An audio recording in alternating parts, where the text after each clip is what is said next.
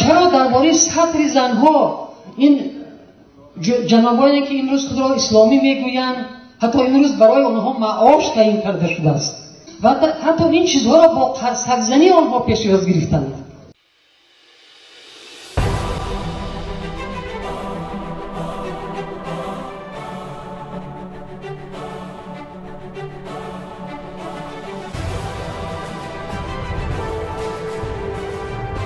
اگر نفری فکر کند که از این چیز من خیلی خرسندم خطاگی سخت میکند، باور کنید نه اینکه از طرف یک گروهی برادرای نهضت اسلامی من امروز شنیدم، از طرف پیوندانم، از طرف دوستانم که تو یک دموکرات چی با اسلامیستو نزدیک شده و نماینده آنها شده.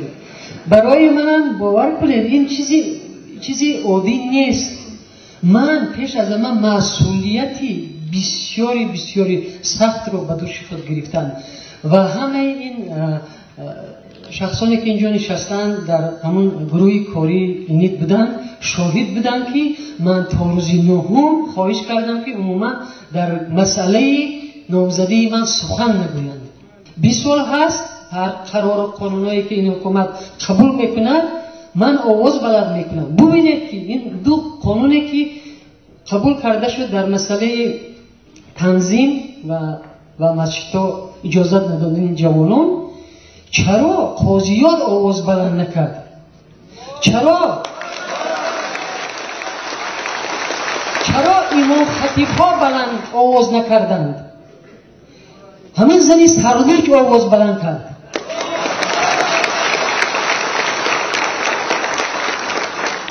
و چرا درباره سطر زنها این جنابانی که امروز خود را اسلامی میگویند حتی امروز برای آنها معاش تعیین کرده شده است.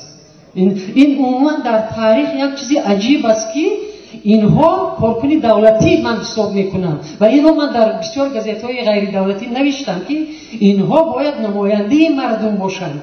اینها باید همون نماینده اونهایی که مثلا خیلی به اسلام نزدیکن، اسلام رو پرورش میکنن، شکل زندگی آنهاست این را بگویند. اما امروز و حتی این چیزها را با سگزنی آنها پیش‌دست گرفتند. میخوام قیاس بکنید که کی مسلمان‌تر است. میبخشید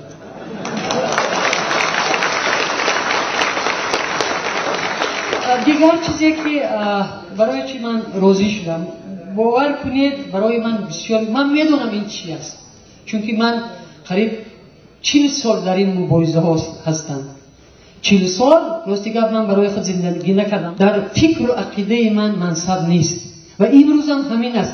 این منصبی که حاضر شما مرا پیشنهاد کرده است این یک چیزی عجیب است، در تاریخ خیلی نشده است. یکم این که باید من برنامه داشته باشم. من برنامه ندارم. همون برنامه‌ای که مردم پیشنهاد کرد و همین اینید و مردم گفت که ما همه چیزها میخواهیم.